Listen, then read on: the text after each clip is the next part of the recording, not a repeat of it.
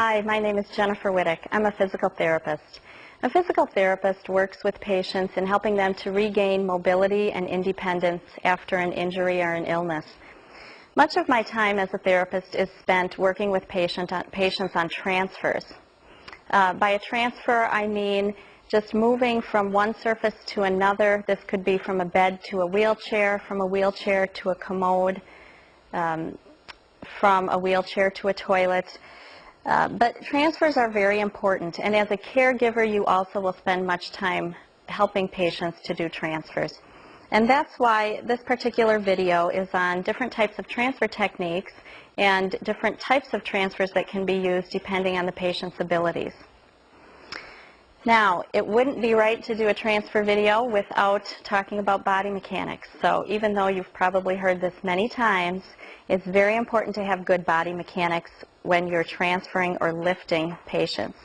By body mechanics, I mean that the way that you position and use your body to perform a movement or an activity is very important for not straining your back and for keeping yourself healthy and safe, as well as your patient. For body mechanics, there's many things involved, but I'm basically just going to review 4 important things for you.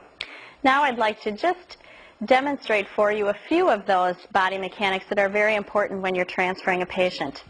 Number 1 is to make sure that you keep your feet apart. You want to have a wide base of support because that's where you're going to get your most balance and stability when you're transferring somebody.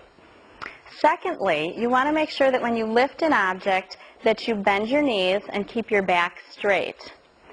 When you bend your knees, that helps you to use your stronger leg muscles to do the work. And when you keep your back straight, it helps to prevent you from using the weaker back muscles to do the work. Third, you want to remember to keep the object or the weight close to you.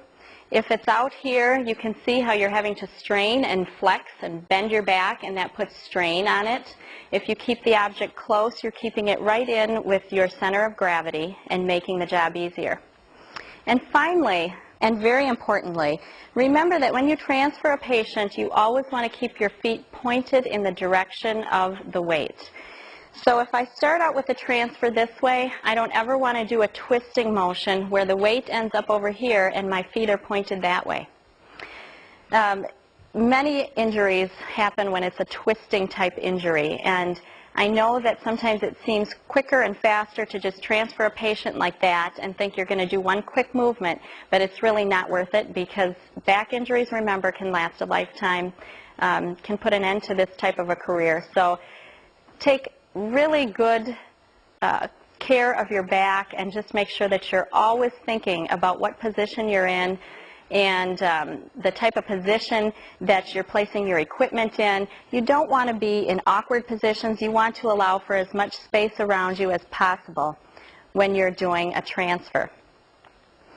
If you use good body mechanics, you should be able to perform these transfers often and with good safety. And just remember, if you hear some lessons on body mechanics and back care again, just be patient because repetition in this area is very, very important.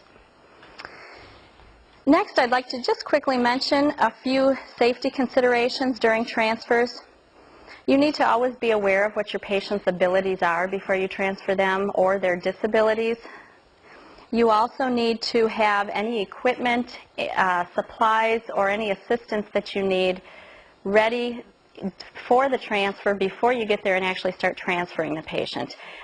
If they need a certain chair adjusted, if they need certain shoes or clothing on, make sure that you've got that so you don't have to leave the patient midway through a transfer and grab extra supplies. Always inspect your equipment. When you go in, do a quick inspection and make sure that the wheelchair brakes actually work and that when you get your patient into the chair, it's not going to slide away from underneath them. Make sure if you're doing some type of a mechanical lift transfer that the sling isn't ripped or torn. Just kind of do a visual inspection and make sure things are working properly. With transfers, you also want to make sure that you have your surfaces as level and even as possible. That's good safety for yourself and your patient. You won't have to work extra hard to get them up onto a bed from a lower chair or onto a commode where you haven't properly adjusted the legs. So check to make sure surfaces are level as much as possible. Wheelchairs always need to be locked. That's very important. As a therapist, that's been ingrained in me, and I know sometimes when I go into a facility, they tend to put the wheelchair up against the patient's bed when they're napping or resting, and if I'm in there working with them, I'm always clicking those brakes on, and I know that sometimes the caregivers come in and they might be a little annoyed because they're always trying to move the chair and it's always locked, and I'm sure they know that it's me who's been there, but that's important. I would just say lock them and get in a habit of doing that. If that patient for some reason would get up confused or try to get into their chair from bed, it may not be safe having them do that, but you can't always prevent that, and at least if the chair is locked, it's not going to scoot away and they won't end up on the floor in the process.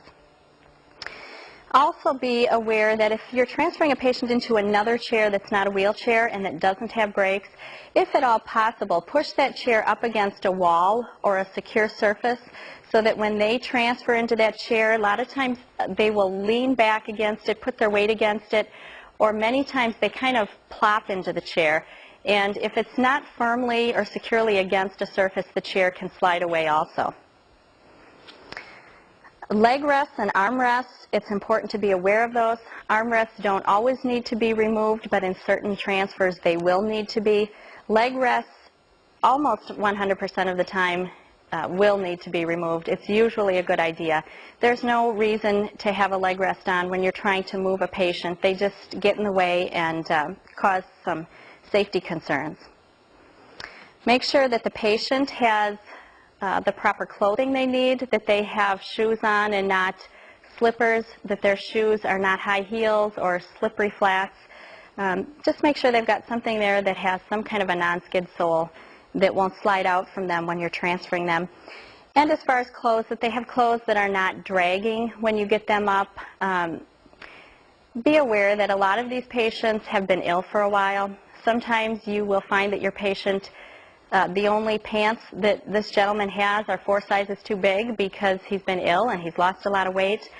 And when you put these on him when he's in bed, you may not realize it. And the minute he stands up, they're around his ankles. So not safe and not very comfortable for the patient when that happens.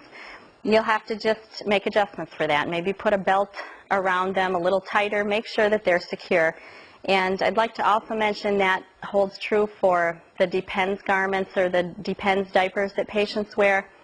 Too many times I've been walking behind somebody in a hall and seeing one of these residents walking, and as their Depends is shimmying down their hips and down their legs, and then to their surprise and everyone else's, around their ankles.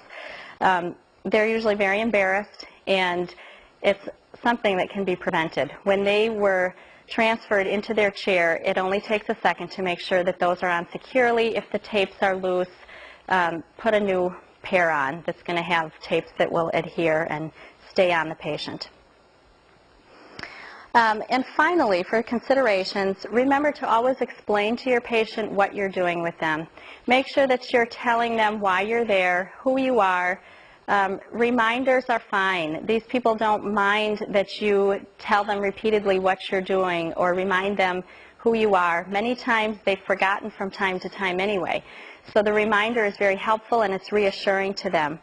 As you transfer them, tell them each step of the way what you're doing, and make sure that you ask for their help so that they feel useful and needed, and also that you're encouraging them to use the abilities that they have.